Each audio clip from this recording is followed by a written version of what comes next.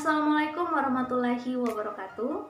Perkenalkan, nama saya Nur Fadila Salam dari kelas A Pendidikan Biologi. Di sini saya akan mempresentasikan materi tentang pentingnya tumbuhan serta evolusi dan klasifikasi tumbuhan. Langsung saja ke materi yang pertama, yaitu tentang pentingnya tumbuhan. Tumbuhan sangat penting untuk kelangsungan hidup kita karena mereka menghasilkan hampir semua makanan kita. Kita memakan tumbuhan baik secara langsung berupa buah-buahan, sayur-sayuran, dan biji-bijian, atau secara tidak langsung dengan memakan hewan yang memakan tumbuhan. Tumbuhan juga menyediakan obat-obatan, pakaian, kertas, kosmetik, dan banyak produk lainnya. Tumbuhan memainkan peran utama dalam siklus air, oksigen, karbon dioksida, dan nutrisi mineral yang berkelanjutan. Ilmu yang mempelajari tentang tumbuhan disebut botani. Lebih dari 350.000 spesies tanaman, orang menggunakan setidaknya 10.000 spesies untuk makanan. Kurang dari 20 spesies tanaman menyediakan lebih dari 90% pasokan makanan kita. Budidaya tanaman untuk makanan mungkin dimulai sekitar 11.000 tahun yang lalu di Timur Tengah. Gandum, barley, dan kacang polong adalah tanaman pangan domestikasi pertama. Menanam dengan memelihara hewan untuk keperluan manusia disebut pertanian. Selanjutnya yaitu tanaman makanan. Contohnya yaitu seperti sereal, tanaman akar, kacang-kacangan, buah-buahan, sayuran dan biji-bijian, serta rempah-rempah herbal dan penyedap rasa. Ada juga yang disebut dengan tanaman non-makanan. Selain memberi manusia makanan, tanaman memberi manusia produk penting lainnya. Contohnya seperti obat-obatan, pakaian dan pewarna kain, dan juga bahan bakar. Selanjutnya yaitu kegunaan lain dari tumbuhan. Pohon hias, semak, dan tanaman lain di luar rumah kita lebih dari sekedar memberikan keindahan. Selain fungsinya yang dekoratif, tanaman juga dapat memperbaiki lingkungan dengan mencegah erosi tanah, mengurangi kebisingan, menyediakan habitat bagi hewan liar, bertindak sebagai penahan angin, memberikan keteduhan, dan menyeimbangkan suhu. Selanjutnya mengurangi biaya pemanasan dan pendinginan rumah. Selanjutnya ekologi tanaman. Ilmu yang mempelajari interaksi antara tumbuhan dan lingkungan disebut ekologi tumbuhan. Interaksi yang paling penting melibatkan kemampuan tanaman untuk menangkap energi matahari melalui fotosintesis. Di dalam fotosintesis, tanaman menyerap karbon dioksida dari udara, menghasilkan gula dan pati, dan memecah air, melepaskan oksigen ke udara. Selanjutnya, interaksi tumbuhan dengan hewan. Tumbuhan berinteraksi dengan hewan dalam banyak cara yang menarik. Banyak tanaman berbunga menarik penyerbuk hewan yang membawa serbuk sari dari satu tanaman ke tanaman yang lain. Contohnya seperti pada gambar menunjukkan bahwa pada beberapa spesies anggrek, bunga telah berevolusi agar terlihat dan berbau seperti betina dari tawon dan lebah penyerbuknya. Tawon atau lebah jantan mendarat di atas bunga dengan keyakinan bahwa dia telah menemukan pasangan. Serbuk sari yang dia sentuh menempel di tubuhnya dan dipindahkan ke anggrek berikutnya yang dia kunjungi. Dalam hal ini, bunga memikat penyerbuk dengan janji pasangan, tetapi mengelabui serangga agar mengambil serbuk sari tanpa menerima hadiah. Selanjutnya, interaksi antara tanaman dengan mikroba. Dua aspek penting dari ekologi tumbuhan adalah interaksi tumbuhan dengan jamur dan dengan bakteri. Interaksi tanaman dengan mikroba mungkin berbahaya bagi tanaman, seperti dalam kasus penyakit jamur dan bakteri. Penyakit sering menyebabkan kerugian panen yang besar. Namun, bakteri dan jamur juga membentuk hubungan menguntungkan yang penting dengan tanaman. Yang ketiga yaitu interaksi antara tumbuhan dengan manusia. Manusia melindungi dan merawat banyak tanaman yang memberi makanan, pakaian, tempat tinggal, obat-obatan, dan banyak produk lainnya.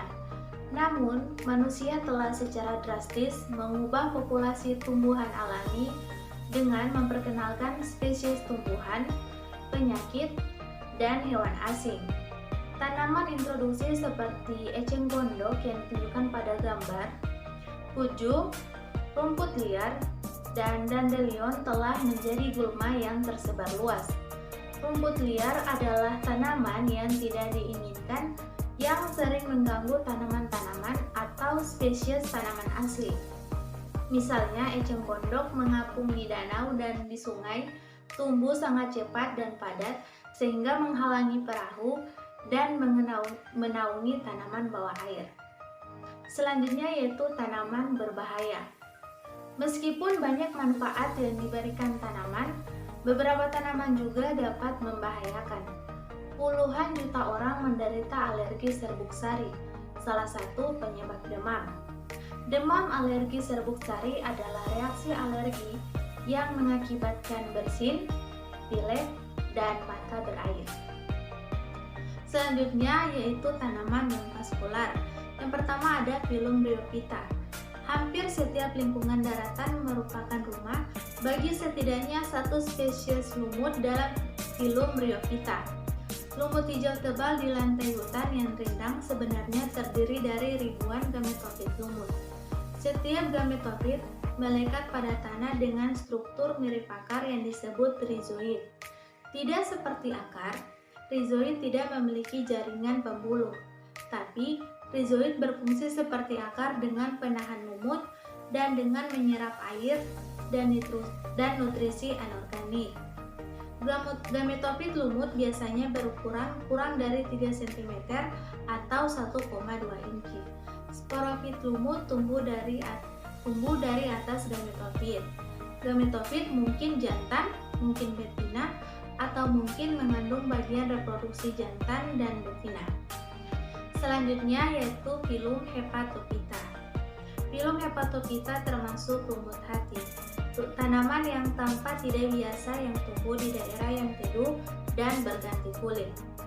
Kebanyakan lumut hati memiliki struktur tipis seperti daun transparan yang tersusun sepanjang sumbu seperti batang. Beberapa lumut hati memiliki bentuk taloid, yaitu tubuh datar dengan permukaan atas dan bawah yang dapat dibedakan. Semua lumut hati dekat dengan tanah. Adaptasi ini memungkinkan mereka untuk menyerap air dengan mudah. Pada beberapa spesies gametofit diatapi oleh struktur yang berbentuk payung yang menahan sel-sel reproduksi. Selanjutnya, Phylum Anthocerophyta. Phylum Anthocerophyta termasuk lumut tanduk yang juga tumbuh di daerah yang lembab dan teduh. Hornwort mengacu pada sporofit panjang, tipis, seperti tanduk yang tumbuh dari bagian atas tanaman. Ketika sporofit tidak ada, lumut tanduk terlihat sangat mirip dengan lumut taloid. Lumut tanduk tidak memiliki batang atau daun. Gametofit lumut tanduk ditambatkan ke tanah oleh tizoid. Hornwort berbagi karakteristik yang tidak biasa dengan alga. Setiap sel biasanya memiliki satu kloroplas besar daripada banyak kloroplas kecil. Selanjutnya yaitu tanaman vaskular. Yang pertama ada yang namanya tanaman vaskular tanpa biji. Tumbuhan berpembuluh tanpa biji mendominasi bumi sampai sekitar 200 juta tahun yang lalu. 3 phylum pertama disebut Pakis sekutu, sedangkan anggota phylum terakhir adalah Pakis. Spora adalah bagian reproduksi seksual mulai dari semua tanaman tanpa biji. Yang pertama ada Phylum Psilophyta. Phylum Psilophyta diwakili oleh Pakis pengocok. Terlepas dari namanya, Pakis pengocok sama sekali bukan pakis. Mereka tidak memiliki akar atau daun dan menghasilkan spora di ujung cabang pendek. Fitur-fitur ini menunjukkan bahwa pakis pengocok menyerupai tanaman darat awal. Beberapa spesies dari filum xylophyta adalah epifit, yang berarti mereka tumbuh pada tanaman lain. Tapi mereka bukan parasit karena mereka tidak membahayakan tanaman inangnya. Terakhir yaitu monokotil dan dikotil. Tumbuhan berbunga dibagi menjadi monokotil dan dikotil. Fitur utama yang membedakan kedua kelas ini adalah jumlah kotiledon atau daun biji dalam embrio tanaman. Monokotil biasanya memiliki satu kotiledon, sedangkan dikotil biasanya memiliki dua. Secara kompartemen, Gymnospermae biasanya memiliki dua atau lebih kotiledon. Sekian video dari saya, semoga bermanfaat. Terima kasih. Wassalamualaikum warahmatullahi wabarakatuh.